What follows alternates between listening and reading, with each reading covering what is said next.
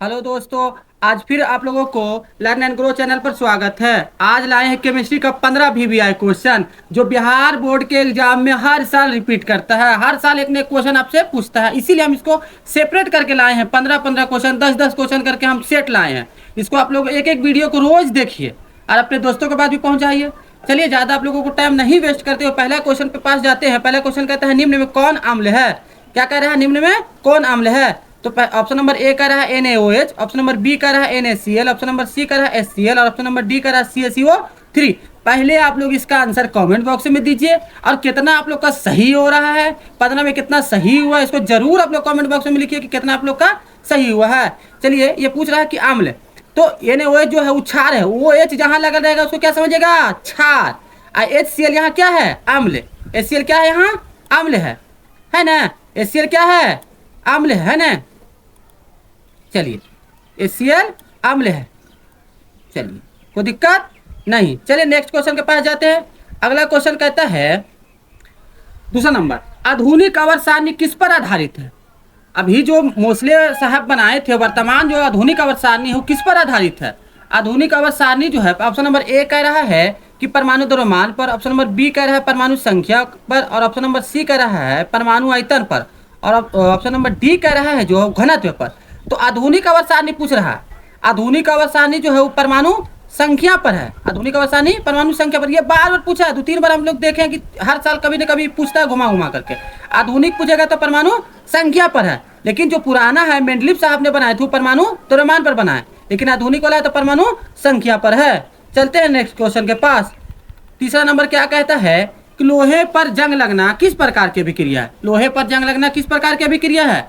तो option number A कह रहा है संयोजन अभिक्रिया, ऑप्शन नंबर बी कह रहा है अपघटन अभिक्रिया, ऑप्शन नंबर सी कह रहा है ऑक्सीकरण अभिक्रिया और ऑप्शन नंबर डी कह रहा है उदासीनीकरण अभिक्रिया। तो लोहे पर जंग लगना किस प्रकार की अभिक्रिया है? तो ऑक्सीकरण अभिक्रिया है। Option number C. आप लोग जरूर कमेंट बॉक्स में लिखिएगा कितना सही हुआ है, भूलिएगा नहीं।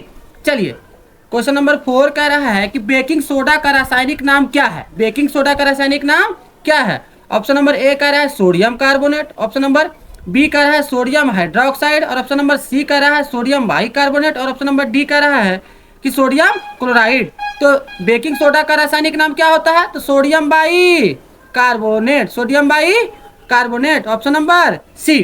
चलते हैं नेक्स्ट क्वेश्चन के पास। बहुत इजी क्वेश्चन है लेकिन पूछता यही सब है, सब एग्जाम में यही सब पूछता है, इजी इजी क्वेश्चन को घुमा देता है। चलिए, 5वां नंबर कह रहा है कि कार्बन की संयोजकता कितनी होती है? तो आप लोग जानते हैं कार्बन की परमाणु संख्या कितना होता है जी? 6 होता है, लेकिन संयोजकता पूछ रहा है। तो ऑप्शन नंबर ए कह रहा है 2, ऑप्शन नंबर बी कह रहा है 3, ऑप्शन नंबर सी कह रहा है 4, ऑप्शन नंबर डी कह रहा है 5। तो कार्बन की परमाणु संयोजकता जो होगा उसको जब तोड़िएगा 6 तो 2 और 4 में टूटेगा, तो संयोजकता कितना हो जाएगा इसका? 4 हो जाएगा। चलते हैं नेक्स्ट क्वेश्चन के पास। चलिए, छठा नंबर क्या कह रहा है? छठा नंबर कहता है कि धातु और अम्ल की अभिक्रिया से कौन सी गैस निकलती है? धातु और अम्ल जब अभिक्रिया करता है तो कौन सी गैस निकलती है जी? तो ऑप्शन नंबर ए कह रहा है ऑक्सीजन, ऑप्शन नंबर बी कह रहा है नाइट्रोजन, ऑप्शन नंबर सी कह रहा है हाइड्रोजन और ऑप्शन नंबर डी कह रहा है कार्बन डाइऑक्साइड। तो जब धातु और अम्ल अभिक्रिया करेगा तो धातु Zn कुछ भी रहेगा और अम्ल में H जरूर रहता है, यानी हाइड्रोजन रहेगा। तो धातु जब अम्ल से अभिक्रिया करेगा क्या निकलेगा? हाइड्रोजन गैस निकलेगा। क्या निकलेगा जी? हाइड्रोजन गैस निकलेगा। चलते हैं नेक्स्ट क्वेश्चन के पास। 7वां नंबर कह रहा है कि निम्न में से कौन विद्युत का सुचालक है? निम्न से कौन विद्युत का सुचालक? कितना इजी पूछा है कि कौन विद्युत का सुचालक, यानी किससे करंट प्रवाहित होता है? तो रबर से होगा जी। ऑप्शन नंबर ए कह रहा है रबर, नहीं। ऑप्शन नंबर बी कह रहा है प्लास्टिक, प्लास्टिक से होगा, नहीं। ऑप्शन नंबर सी कह रहा है कांच, कांच से होगा, नहीं। ऑप्शन नंबर डी कह रहा है तांबा, तो तांबा से होता है क्योंकि तांबा का तार भी मिलता है, आप लोग तो देखे ही होंगे। तो ये विद्युत का क्या होता है? सुचालक होता है। चलते हैं नेक्स्ट क्वेश्चन के पास। अगला क्वेश्चन कह रहा है 8वां नंबर कि पीएच स्केल का मान किसके बीच होता है? पीएच स्केल का मान किसके बीच होता है? तो कहता है ऑप्शन नंबर ए कह रहा है कि 0 से 7, ऑप्शन नंबर बी कह रहा है 1 से 10, ऑप्शन नंबर सी कह रहा है 0 से 14 और ऑप्शन नंबर डी कह रहा है 7 से 14। तो अगर कह रहा है पीएच स्केल का मान कितना होता है तो 7 से कम होता है तो अम्लीय होता है और 7 से ज़्यादा होता है तो क्षारीय हो जाता है और 7 रहता है तो उदासीन। तो 7 से 14 यानी 0, अगर 0 से चलेंगे तो टोटल कितना हो गया? 14। तो टोटल कितना रहता है पीएच स्केल पर? 0 से लेकर के 14 तक। आप लोग जानते हैं 7 से कम रहता है क्या होता है? अम्लीय, और 7 से ज़्यादा रहता है तो क्षारीय और 7 रहता है तो उदासीन। तो टोटल कितना हो गया? 0 से 14 तक। स्केल कितना तक रहता है? 0 से 14 तक। चलते हैं नेक्स्ट क्वेश्चन के पास। 9वां नंबर कह रहा है कि एथेन का रासायनिक सूत्र क्या है। एथेन का रासायनिक सूत्र क्या है? तो ऑप्शन नंबर ए कह रहा है CH4, ये तो एथेन का नहीं है, ये मीथेन का है। ऑप्शन नंबर बी कह रहा है C2H6, यही एथेन का है। C2H4 ऑप्शन नंबर सी कह रहा है, तो ये नहीं होगा। और डी कह रहा है C3H8, ये भी नहीं होगा। तो एथेन का पूछ रहा है, तो ऑप्शन नंबर क्या हो जाएगा जी? बी हो जाएगा। मीथेन का CH4 होता है, एथेन का ये होगा, है ना। चलिए नेक्स्ट क्वेश्चन के पास, ये सब पूछता है एग्जाम में, आप लोग एकदम याद करके रखिए इसको। चलिए 10वां नंबर कह रहा है कि क्षारीय धातु किस समूह में आती है। क्षारीय धातु किस समूह में आता है? तो पहला टोटल समूह कितना होता है, याद रखिए, टोटल समूह होता है 18। कितना टोटल समूह होता है? 18 समूह होता है। तो पहला समूह को कहते हैं हम लोग क्षारीय समूह। पहला समूह क्या कहते हैं? क्षारीय। और दूसरा समूह को कहते हैं क्षारीय मृदा। दूसरा समूह क्या कहते हैं? क्षारीय मृदा। और तीसरा जो ये नंबर 17 सी नंबर जो समूह कह रहा है 17 नंबर, तो 17 समूह को जो कहते हैं वो हैलोजन ग्रुप कहते हैं। क्या कहते हैं उसको? हैलोजन ग्रुप या हैलोजन समूह कहते हैं। और ऑप्शन नंबर डी जो कह रहा है समूह 18, तो इसको कहते हैं उत्कृष्ट या जीरो समूह होता है। यानी मान लीजिए कि इसका जो वैलेंसी होगा अंतिम कक्षा में सबका जीरो होता है, शून्य होता है संयोजकता। तो डी नंबर जो है वो 18 है ना, ये उत्कृष्ट समूह है। अच्छा ये पूछ रहा है, तो ऑप्शन नंबर ये सही इसका होगा। चलिए ज़्यादा आप लोग ज़्यादा अगर हम समझाने लगते हैं तो टाइम ज़्यादा जाएगा, तो आप लोग वीडियो लंबा बन जाएगा। जो आप लोग लंबा वीडियो देखना नहीं पसंद करते हैं, इसलिए हम लोग कम समझा करके थोड़ा थोड़ा छोटे छोटे वीडियो बना के डालते हैं। चलिए 11 नंबर कह रहा है निम्न में से कौन लवण है। निम्न में से कौन लवण है? जब आम्ल और क्या क्षार, आम्ल और क्षार जब आपस में अभिक्रिया करता है तो क्या बनता है जी? लवण बनता है। आम्ल जब क्षार अभिक्रिया करे क्या बनेगा? लवण बनेगा। ऑप्शन नंबर ए कह रहा है H2SO4, ये सल्फ्यूरिक अम्ल है, ये नहीं होगा। ये बी ऑप्शन नंबर NaOH, ये तो क्षार है, ये भी नहीं होगा। ऑप्शन नंबर सी कह रहा है NaCl, यही लवण है। ये क्या है? NaCl लवण है।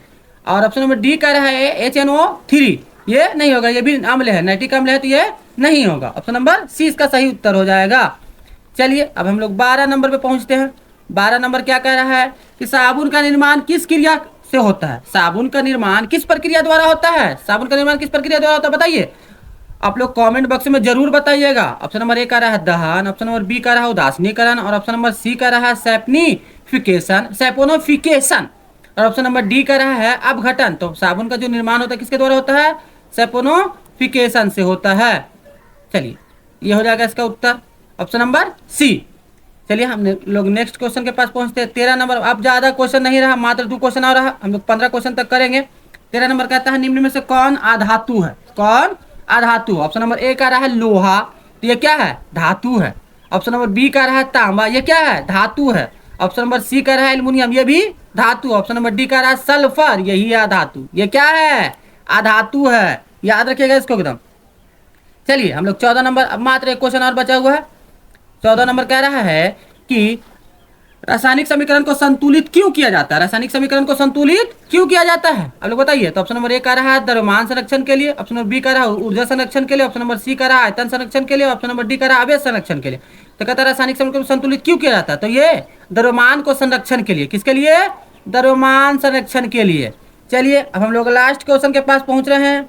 15 नंबर कहता है कि आवर्त सारणी में कुल कितने समूह होते हैं। आवर्त सारणी में कुल कितने समूह होते हैं, हम इससे पहले क्वेश्चन हम बताए हैं, आप लोग याद रखिएगा। ऑप्शन नंबर ए जो है कह रहा है 7, ऑप्शन नंबर बी कह रहा है 8, ऑप्शन नंबर सी कह रहा है 16, ऑप्शन नंबर डी कह रहा है 18।